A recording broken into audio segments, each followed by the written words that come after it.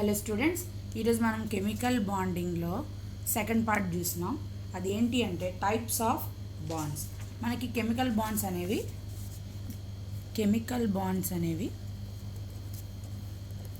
3 types ఉంటాయి. First one ionic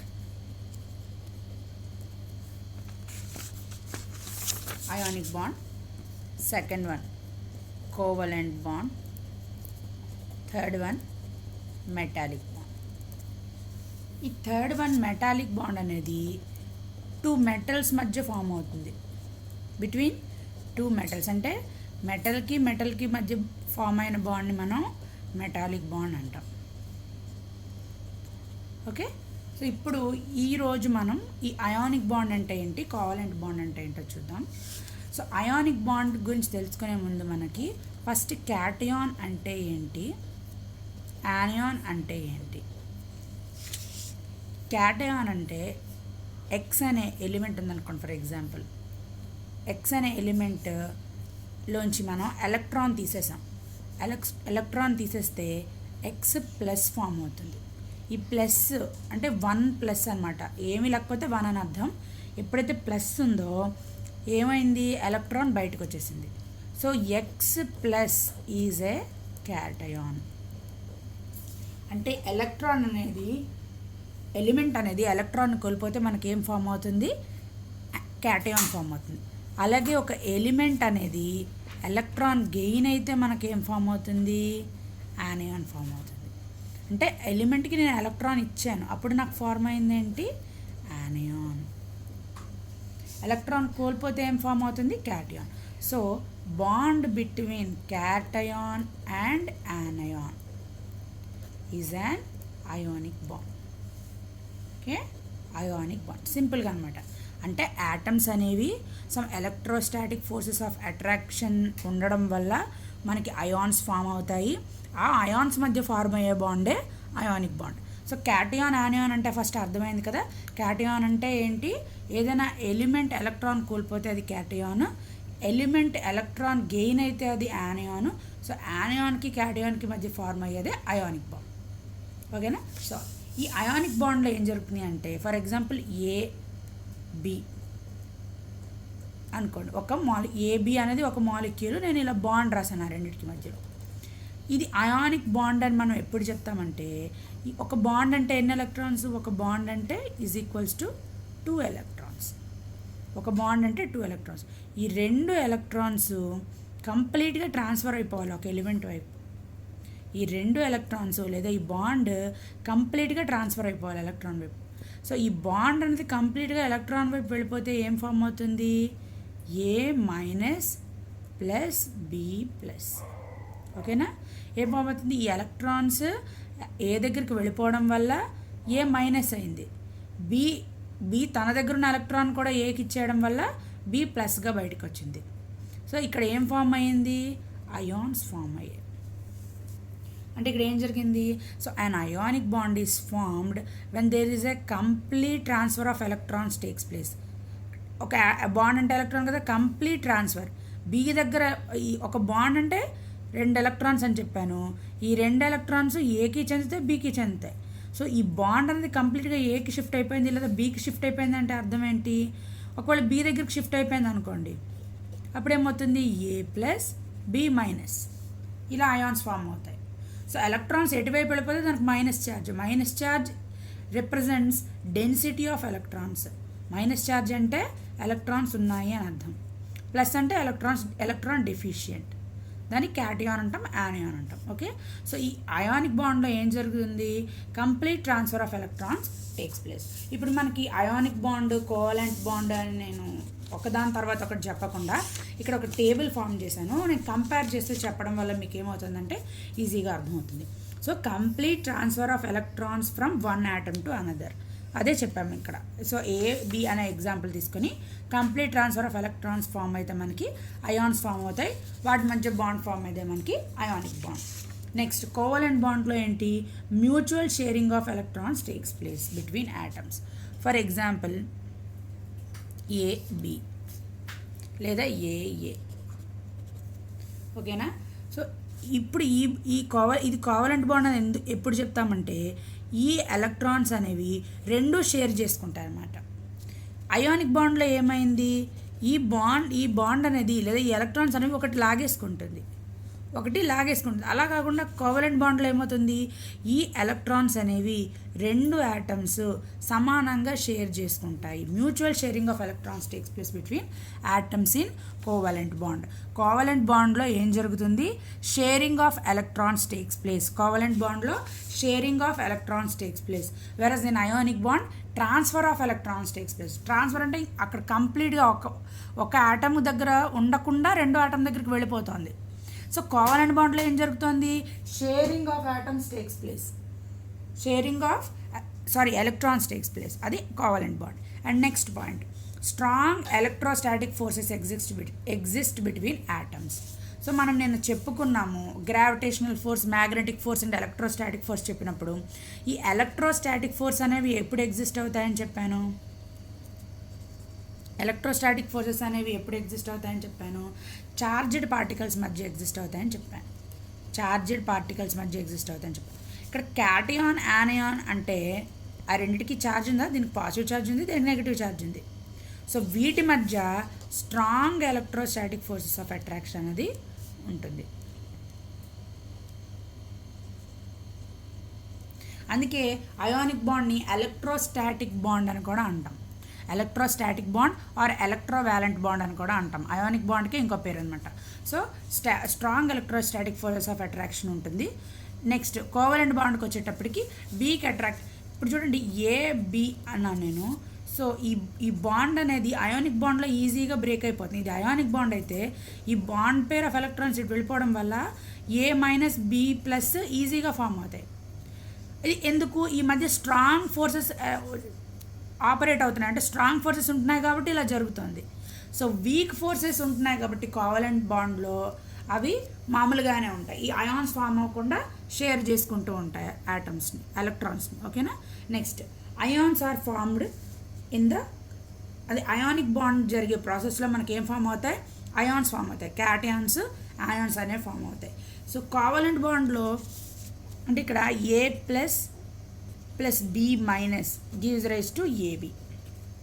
ఇది ionic bond equation. తర్వాత ఎగ్జాంపుల్స్ వస్తాయి, ఇంకా అర్థమవుతుంది. సో A+B- అంటే ఇందాక ఏం చెప్పాను, అయానిక్ బాండ్ అంటే క్యాటయాన్ ప్లస్ యానయాను అయితే అయానిక్ బాండ్ అని చెప్పాను. అంటే A+B- gives rise to AB. So అలా కాకుండా A+B gives rise to AB, ఇలా కూడా జరగచ్చు. సో ఇదైతే అయానిక్ బాండ్.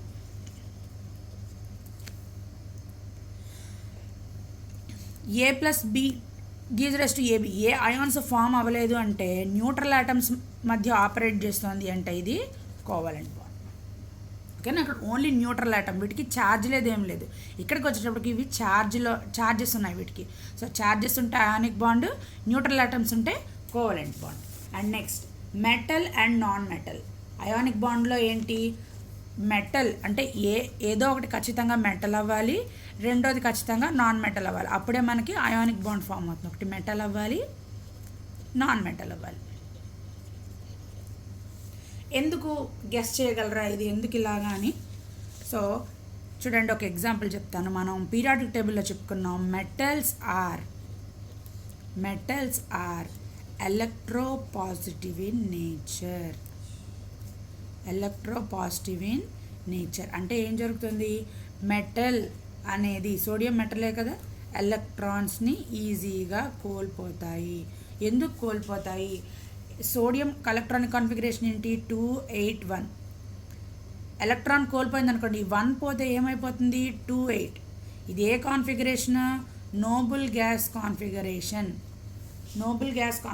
ఈ కాన్ఫిగరేషన్కి రావడానికే ప్రతి ఎలిమెంట్ ట్రై చేస్తుంది. సో సోడియం ఎలక్ట్రాన్ కోల్పోతుంది, ఒక ఎలక్ట్రాన్ కోల్పోతే స్టేబుల్ అవుతుంది. సో నెక్స్ట్ వచ్చేటప్పటికి మెటల్స్ అందుకే ఎలక్ట్రాన్స్ని కోల్పోతాయి. నాన్ మెటల్ తీసుకున్నాం అనుకోండి, క్లోరిన్ కాన్ఫిగరేషన్ ఏంటి, 2, 5.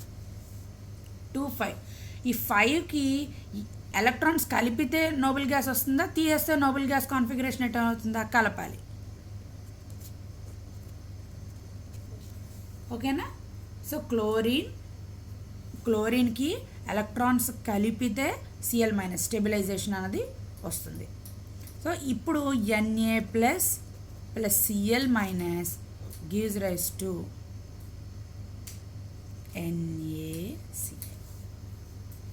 NaCl. చూడండి ఇక్కడ మళ్ళీ డౌట్ వస్తుంది, ఇక్కడ 2s ఉంటాయి, p 5 ఎలక్ట్రాన్స్ ఉంటాయి, ఇది p ఆర్బిటాల్. మళ్ళీ ఇక్కడ 8 రాశాను కదా అని చెప్పి కన్ఫ్యూజ్ అవ్వద్దు. సో 5 ఎలక్ట్రాన్స్ p ఆర్బిటాల్ 5 ఉన్నాయి, 6 అయితే నోబెల్ గ్యాస్ కాన్ఫిగరేషన్కి వచ్చేస్తుంది. సో అందుకే Cl మైనస్ స్టేబుల్. ఓకేనా? So Na plus Cl gives rise to NaCl. అంటే ఇక్కడ ఏం జరిగింది, Na అనేది మెటల్, Cl అనేది నాన్ మెటల్. ఈ రెండింటి మధ్య మనకి ఏం ఫార్మ్ అయింది, అయానిక్ బాండ్ ఫార్మ్ అయింది. ఓకే, అయానిక్ బాండ్ అనేది ఇక్కడ ఫార్మ్ అయింది. సో అదే చెప్పాం. సో అయానిక్ బాండ్ ఫార్మ్ అవ్వాలి అంటే ఖచ్చితంగా ఒక ఎలిమెంట్ ఏమై ఉండాలి, మెటల్ అయి ఉండాలి. రెండో ఎలిమెంట్ ఏమై ఉండాలి, నాన్ మెటల్ అయి ఉండాలి. సో కోవాలెంట్ బాండ్కి ఆ ప్రాబ్లం ఉండదంట, రెండు నాన్ మెటల్సే అవ్వాలి. కోవాలెంట్ బాండ్కి రెండు నాన్ మెటల్సే అవ్వాలి, అంటే రెండు కూడా ఎలక్ట్రోనెగటివ్ ఎలిమెంట్స్ అవ్వాలి. ఎలక్ట్రోనెగటివ్ ఎలిమెంట్స్ ఇక్కడ ఏమవ్వాలి, ఒకటి ఎలక్ట్రో పాజిటివ్, ఒకటి electronegative. All metals are electropositive in nature, non-metals are electronegative in nature. So electropositive plus electronegative elements combine to form ionic bond, whereas two electronegative elements combine to form a covalent bond. So okay, ఇది covalent bond. And next ఇక్కడికి వచ్చేటప్పటికి ionic bond ఎప్పుడు form అవుతుందంటే ఇంకొక condition ఏం చెప్పారు. So A అనేది ఉంది, B అనేది ఉంది. ఈ రెండింటి మధ్య ఎలక్ట్రోనెగటివిటీ డిఫరెన్స్ అనేది చాలా ఎక్కువ ఉండాలి. So large electronegativity difference is large. ఈ రెండింటి మధ్య ఎలక్ట్రోనెగటివిటీ డిఫరెన్స్ అనేది ఎక్కువగా ఉంటే మాత్రమే మనకు అయానిక్ బాండ్ ఫామ్ అవుతుంది. సో చూసుకోండి, పీరియాడిక్ టేబుల్ ఊహించుకోండి. లెఫ్ట్ మోస్ట్ ఎలిమెంట్స్ ఏంటి, మెటల్స్. రైట్ ఏముంటాయి, నాన్ మెటల్స్. లెఫ్ట్ ఏముంటాయి, సోడియం, మెగ్నీషియం, అల్యూమినియం, మెటల్స్ ఉంటాయి. First group, second group, third group. Last but 3 groups ఏంటి, నైట్రోజన్, హాలోజన్స్, ఆక్సిజన్, అవన్నీ ఎలక్ట్రోనెగటివ్ ఎలిమెంట్స్. ఈ రెండు కంబైన్ అయితే ఈ రెండు ఏంటి, ఇటువైపున ఎలక్ట్రో పాజిటివ్ ఎలిమెంట్స్. మెటల్స్ అయితే ఏమైతే ఉన్నాయో వాటికి తక్కువ ఎలక్ట్రోనెగటివిటీ ఉంటుంది, నాన్ మెటల్స్కి ఎక్కువ ఎలక్ట్రోనెగటివిటీ ఉంటుంది. ఈ రెండిటికి మధ్య ఎలక్ట్రోనెగటివిటీ డిఫరెన్స్ ఎక్కువగా ఉంటుంది. సో అందుకనే ఎలక్ట్రోనెగటివిటీ డిఫరెన్స్ ఎక్కువగా ఉన్న కాంపౌండ్స్లో మాత్రమే అయానిక్ బాండ్స్ అనేవి ఫార్మ్ అవుతాయి. ఓకేనా? సో ఇక్కడ అలాంటి ప్రాబ్లం ఏం లేదు, లిటిల్ ఎలక్ట్రోనెగటివిటీ డిఫరెన్స్ అనేది ఉంటుంది ఆటమ్స్ మధ్యలో. సో ఇది. సో నెక్స్ట్ వచ్చేది ఏంటి అంటే the total number of covalent bonds that an atom of an element forms is called covalency. Very, very important. What is covalency? The total number of covalent bonds that an atom of an element forms is called covalency. Example చెప్తాను చూడండి. For example నేను H2O అన్నా. H2O అంటే ఏంటి, water. ఈ water structure ఎలా ఉంటుంది, ఆక్సిజన్కి ఒక హైడ్రోజన్ బాండ్ ఒకవైపు, ఒక హైడ్రోజన్ బాండ్ ఇంకోవైపు, రెండు లోన్ పేర్ ఆఫ్ ఎలక్ట్రాన్స్ ఉంటాయి. ఇక్కడ ఆక్సిజన్ తాలూకా కోవాలెన్సీ ఎంత అంటే 2. ఎలా చెప్తున్నాను, ఈ ఆక్సిజన్ రెండు కోవాలెంట్ బాండ్స్ని ఫామ్ చేస్తుంది, అందుకే కోవాలెన్సీ 2. The total number of covalent bonds ఏంటి, ఆక్సిజన్కి ఎన్ని కోవాలెంట్ బాండ్స్ ఉన్నాయి, 2 ఉన్నాయి, 2 ఫామ్ చేస్తుంది. సో హైడ్రోజన్ ఒక కోవాలెంట్ బాండే ఫామ్ చేస్తుంది కాబట్టి హైడ్రోజన్ కోవాలెన్సీ ఎంత, 1. సో అర్థమైందా, ఇది కోవాలెన్సీ కాన్సెప్ట్.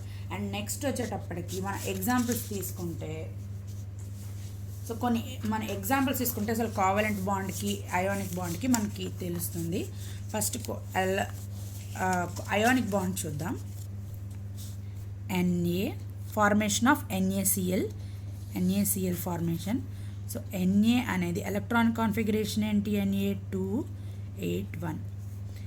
Na అనేది Na ప్లస్గా మారుతుంది, ప్లస్ ఎలక్ట్రాన్ 28 అవుతుంది, 28 స్టేబుల్. నెక్స్ట్ క్లోరిన్ ఏంటి, క్లోరిన్ అనేది chlorine plus electron gives rise to Cl minus. Chlorine electronic configuration ఏంటి, 2, 5. సో ఏమైపోయింది 2,6 స్టేబుల్ కాన్ఫిగరేషన్లోకి వచ్చాయి కదా. సో ఇప్పుడు ఈ రెండు ఏం చేస్తున్నాయి, Na plus half Cl2 is rise to NaCl. The overall equation Na plus half Cl2 అంటే Na plus Cl minus gives rise to NaCl. ఇక్కడ మీకు డౌట్ రావచ్చు, Na ప్లస్ హాఫ్ Cl2 అని ఎందుకు రాశాను జనరలైజ్డ్ ఈక్వేషన్లో. Cl2 ఇప్పుడు ఒక్క Na ఒక క్లోరిన్తో రియాక్ట్ అయితే ఒక NaCl ఫామ్ అయింది. మనకి క్లోరిన్ అనేది Clగా ఎగ్జిస్ట్ అవ్వదు. Cl2 is a gas, diatomic molecule ఇది. సో Cl2గానే ఎగ్జిస్ట్ అవుతుంది.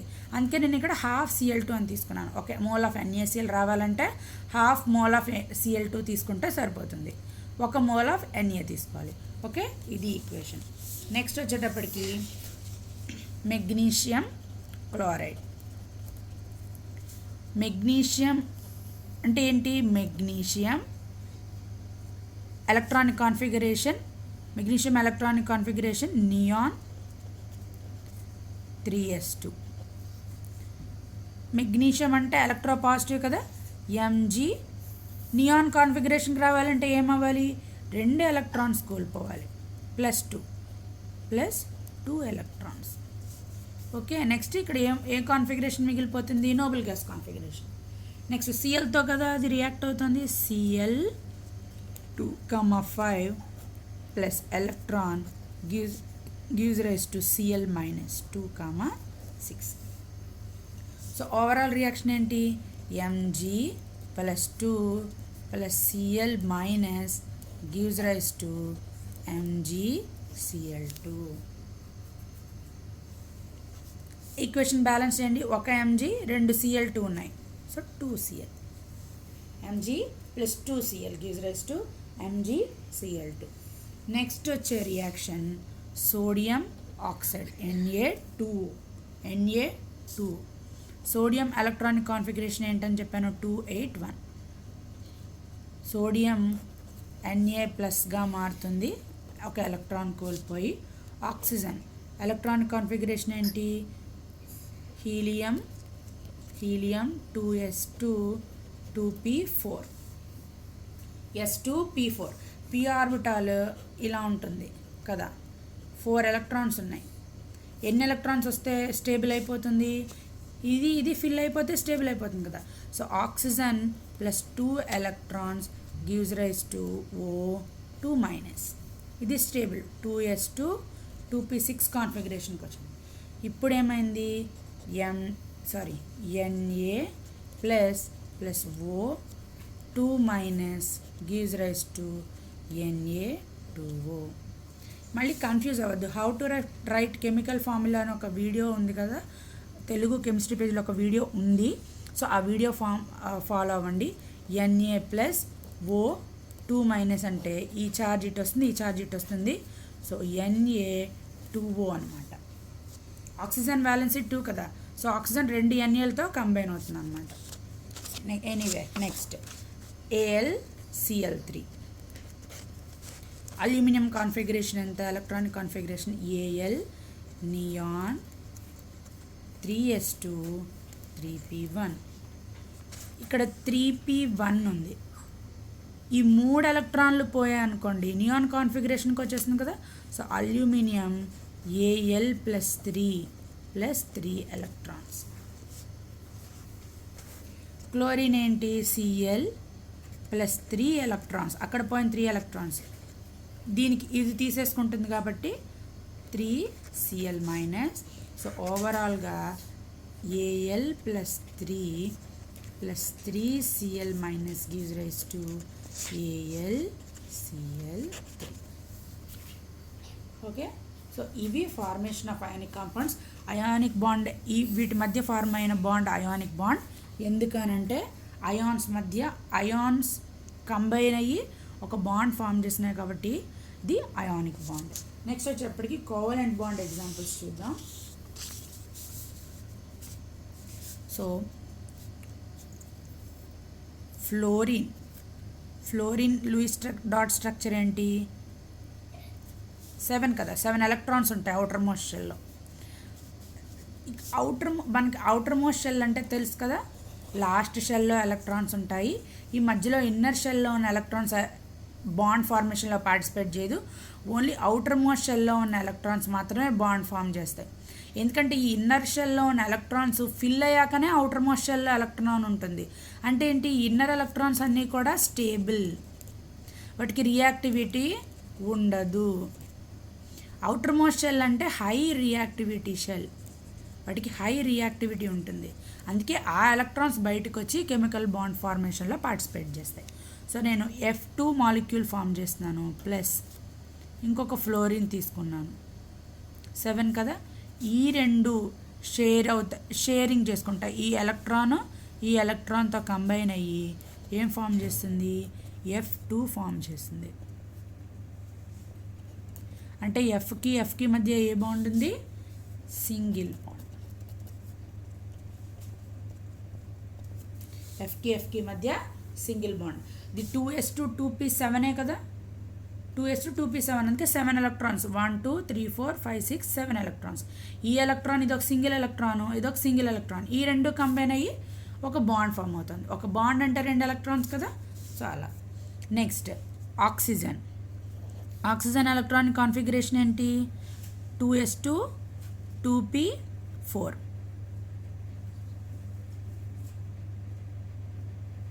సారీ, ఎలక్ట్రాన్స్ ఇలా రాసుకున్నాం. ఇంకొక ఆక్సిజన్, 2 సింగిల్ ఎలక్ట్రాన్స్ డబల్. చూడండి ఇక్కడ ఎలక్ట్రాన్ కాన్ఫిగరేషన్ మళ్ళీ కన్ఫ్యూజ్. 2s2 2p4 చెప్పాను నేను. 2s2 ఇది లోన్ పేర్, 2p ఆక్సిజన్ అంటే 2p కార్బన్, 2p4 కదా, 1 2 3 4. సో నాకు ఇక్కడ 2 అన్పేర్డ్ ఎలక్ట్రాన్స్ ఉన్నాయి. ఇది లోన్ పెయిర్, ఇది కాదు సారీ, ఇది లోన్ పెయిర్. 2 unpaired electrons. ఈ 2 అన్పేర్డ్ ఎలక్ట్రాన్స్ ఇంకొక ఆక్సిజన్ దగ్గర ఉన్న 2 అన్పేర్డ్ ఎలక్ట్రాన్స్తో కంబైన్ అయ్యి నాకు ఏం ఫామ్ చేస్తున్నాయి, ఆక్సిజన్కి మధ్యలో ఏం ఫామ్ చేస్తున్నాయి, డబల్ బాండ్ ఫామ్ చేస్తున్నాయి. అంటే ఆక్సిజన్ మధ్యలో ఏ బాండ్ ఉంటుంది, డబల్ బాండ్. ఇవి లోన్ పేర్స్. నెక్స్ట్ నైట్రోజన్ ఏంటి, 2s2 2p3. ఒక బాండ్ సారీ, ఇది లోన్ పేర్, ఇక్కడ రాద్దాం ఈజీగా ఉంటుంది. 3 అన్పేర్డ్ ఎలక్ట్రాన్.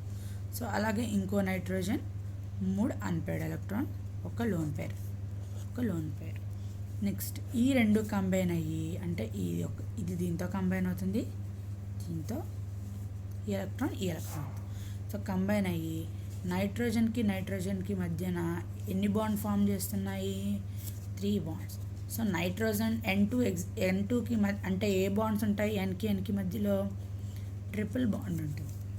ఆక్సిజన్ మధ్యలో అయితే డబల్ బాండ్.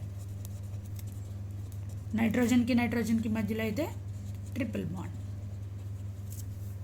సో ఇంకో ఎగ్జాంపుల్ చూద్దాం. ఇవన్నీ హోమో అటామిక్ మాలిక్యూల్స్. అంటే హోమో అటామిక్ అంటే ఏంటి, సేమ్ యాటమ్స్ మధ్య మనం చూసాం. ఇప్పుడు ఇంకొక ఎగ్జాంపుల్ తీసుకుందాం. Different atoms. ఒక కార్బన్ ఉంది. కార్బన్ ఎలక్ట్రానిక్ కాన్ఫిగరేషన్ ఎంత, 1s2 2s2 2p2. So carbon దగ్గర ఎన్ని ఎలక్ట్రాన్స్ ఉంటాయి, 4 అన్పేర్డ్ ఎలక్ట్రాన్స్ ఉంటాయి. ఓకే, 4 అన్పేర్డ్ ఎలక్ట్రాన్స్ ఉంటాయి. ఇది 4 హైడ్రోజన్తో కంబైన్ అవుతుంది. హైడ్రోజన్ అంటే ఏంటి, 1s1 కదా. సో ఒక ఎలక్ట్రాన్ ఉంటుంది హైడ్రోజన్ దగ్గర. సో ఇవి హైడ్రోజన్స్తో కంబైన్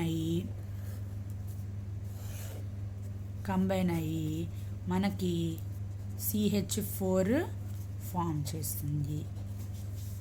ఇవి CH4 మనకి ఫామ్ చేస్తుంది. అంటే కార్బన్ చుట్టూ ఉన్న ఒక బాండ్ అంటే 2 ఎలక్ట్రాన్ కదా, హైడ్రోజన్ తన ఎలక్ట్రాన్ తెచ్చేసింది ఒక కార్బన్ దగ్గరికి. సో ఇంకో ఎలక్ట్రాన్ హైడ్రోజన్. సో ఏమైంది, ఇదే కదా వచ్చింది, CH4.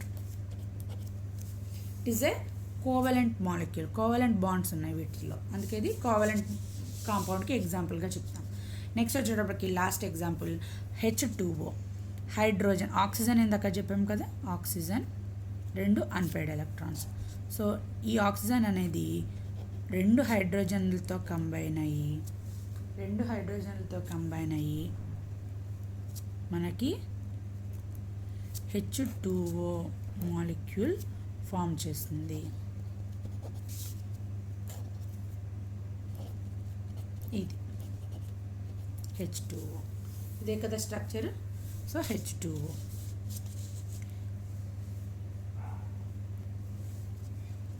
సో ఆక్సిజన్కి 2 అన్పేర్డ్ ఎలక్ట్రాన్స్ ఉంటాయి, H2O. సో ఇది కోవలెంట్ బాండ్కి ఎగ్జాంపుల్. ఇప్పుడు arrangement of ions in the ionic compound. Ionic compound NaCl తీసుకున్నాం అనుకోండి, ఇది అయానిక్ కాంపౌండ్ కదా ఎగ్జాంపుల్. సో ఈ అయానిక్ కాంపౌండ్లో మనకి NaCl అంటే ఉప్పు, సాల్ట్, టేబుల్ సాల్ట్. అయితే ఈ NaCl అంటే ఏంటి? ఈ టేబుల్ సాల్ట్ ఇలా ఉందనుకోండి, ఫర్ ఎగ్జాంపుల్ ఒక టేబుల్ స్పూన్ సాల్ట్ తీసుకొని అబ్జర్వ్ చేయండి, ఇలా ఉంటాయి మాలిక్యూల్స్ మామూలుగా ర్యాండమ్గా. అయితే ఒక క్రిస్టల్ ఫార్ములా NaCl అలా అనుకోకూడదు, అంటే తప్పనమాట. సో వీటి అరేంజ్మెంట్ ఎలా ఉంటుంది అట? సోడియం ఉంటే పక్కన క్లోరిన్, అంటే ఒక సోడియం ఒక క్లోరిన్ ఈ రెండు ఒక సెట్, మళ్ళీ ఒక సోడియం ఒక క్లోరిన్ ఈ రెండు ఒక సెట్, మళ్ళీ ఇంకో సోడియం క్లోరిన్ ఇది ఒక సెట్, ఇలా ఎగ్జిస్ట్ అవ్వదట. అయితే ఇది ఎలా ఎగ్జిస్ట్ అవుతుంది అంటే, ఒక సోడియం చుట్టూ 6 క్లోరిన్ ఆటమ్స్ ఉంటాయి. ఒక సోడియం చుట్టూ 6 క్లోరిన్ ఆటమ్స్ ఉంటాయి. అలాగే ఒక క్లోరిన్ చుట్టూ కూడా 6 సోడియం ఆటమ్స్ ఉంటాయి. 6 సోడియం ఆటమ్స్ ఉంటాయి. మీకు తర్వాత సాలిడ్ స్టేట్ చాప్టర్ వస్తుంది 12th క్లాస్లో, అప్పుడు మీకు కరెక్ట్గా తెలుస్తుంది. సో ఇది FCC స్ట్రక్చర్ కలిగి ఉంటుంది, ఫేస్ సెంటర్డ్ క్యూబిక్ స్ట్రక్చర్ కలిగి ఉంటుందని చెప్తాము. సో ఇది క్రిస్టల్ అనేది NaCl ఇలా ఎగ్జిస్ట్ అవుతుంది. మనం NaCl ఒక యూనిట్ అంటే అలా డివైడ్ చేయలేం అనమాట. NaCl ఒక క్రిస్టల్ అలా చెప్పలేం. సో దీని ఓవరాల్ స్ట్రక్చర్ ఎలా ఉంటుంది అంటే, ఒక సోడియం చుట్టూ ఇది క్రిస్టల్ స్ట్రక్చర్ ఇలా తీసుకుంటే, ఇక్కడ ఒక సోడియం తీసుకున్నామంటే దీనికి రకరకాలుగా ఇంకో క్యూబ్స్లోంచి Cl అటాచ్ అయ్యి ఉంటాయి. సో ఇది Cl అయితే దీనికి వేరే వేరే క్యూబుల్లోంచి Na అటాచ్ అయ్యి ఉంటుంది. సో ఒక్కొక్క సోడియము 6 క్లోరిన్లతో సరౌండ్ అయి ఉంటుంది, అలాగే ఒక్కొక్క క్లోరిన్ 6 సోడియంలతో సరౌండ్ అయి ఉంటుంది. సో ఇది arrangement of ions in ionic compound. And next వచ్చేటప్పటికి ఏంటి అని అంటే, factors affecting ionic compounds. So ఇప్పుడు మనం ఉన్న అయానిక్ కాంపౌండ్స్ అనేవి తీసుకున్నాం కదా. సో మనకి ఉన్నాయి కొన్ని ప్రాపర్టీస్, ఎలక్ట్రాన్ ఎఫినిటీ, సరే ఫస్ట్ అటామిక్ సైజ్,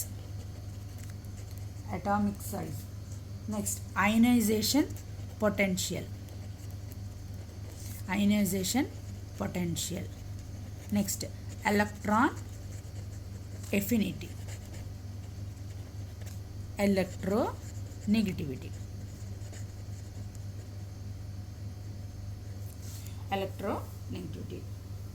అయితే ఇప్పుడు మనకి ఒక యానియాన్ కానీ క్యాటియాన్ కానీ ఫామ్ అవ్వాలి అంటే ఈ ఫ్యాక్టర్స్ మీద డిపెండ్ అయి ఉంటుందండి. The tendency to form anion or cation depends on the following factors. ఎప్పుడు క్యాటియాన్ ఫామ్ అవుతుంది అని అంటే, అటామిక్ సైజ్ ఎక్కువగా ఉండి ఈ ionization potential, electron affinity, electronegativity తక్కువగా ఉంటే క్యాటియాన్ ఫామ్ అవుతుంది. చూడండి, లెఫ్ట్ సైడే కదా మనం క్యాటియాన్ ఫామ్ అవుతుందని చెప్తున్నాం, మెటల్సే కదా క్యాటియాన్ ఫామ్ అవుతుందని చెప్తున్నాం. లెఫ్ట్ టు రైట్ ఏమవుతుంది, మనకి అటామిక్ సైజ్ తగ్గిపోతుంది. అంటే పీరియాడిక్ టేబుల్ మొత్తంలో లెఫ్ట్ సైడ్ ఉన్న ఎలిమెంట్స్కే అటామిక్ సైజ్ ఎక్కువగా ఉంటుంది. సో అటామిక్ సైజ్ ఎక్కువగా ఉంటే ఈ 3 తక్కువగా ఉంటాయి. సో అప్పుడు మనకి ఫార్మ్ అయ్యేది ఏంటి, క్యాటియాన్. అలా కాకుండా అటామిక్ సైజ్ తక్కువగా ఉండి ప్లస్ ఈ 3 ఫ్యాక్టర్స్, అయనైజేషన్ పొటెన్షియల్, ఎలక్ట్రోపాజిటివిటీ, ఎలక్ట్రోనెగటివిటీ, ఈ 3 తక్కువగా ఉంటే అప్పుడు మనకు ఫామ్ అయ్యేది యానయాన్. Very very important. అప్పుడు మనకి ఫామ్ అయ్యేది యానయాన్. ఈ కండిషన్లో అయితే క్యాటియాన్. ఎలక్ట్రాన్ ఎఫినిటీనే ఎలక్ట్రాన్ పాజిటివిటీ అంటాము. సో మళ్ళీ కన్ఫ్యూజ్ అవ్వద్దు. సో అప్పుడు ఫార్మ్ అయ్యేది మనకి క్యాటియాన్. అటామిక్ సైజ్ తక్కువగా ఉండి ఈ 3 అటామిక్ సైజ్ తక్కువగా ఉండి ఈ 3 ఎక్కువగా ఉంటే మనకి ఫార్మ్ అయ్యేది యానయాన్. సో ఇది factors affecting ionic compounds. And next వచ్చేటప్పటికి drawbacks of electronic theory of balance. So ఇప్పటి వరకు మనం ఎలక్ట్రానిక్ థియరీ గురించి డిస్కస్ చేసుకున్నాం. అయితే ఇది ఎందుకు ఫెయిల్ అయింది అని అంటే, ఈ వ్యాలెన్స్ ఎలక్ట్రాన్స్ని బేస్ చేసుకుని ఇప్పటి వరకు చాలా బాగా ఎక్స్ప్లెయిన్ చేశారు కదా, కానీ ఎందుకు ఫెయిల్ అయింది అని అంటే మనకి అందులో ఫస్ట్ పాయింట్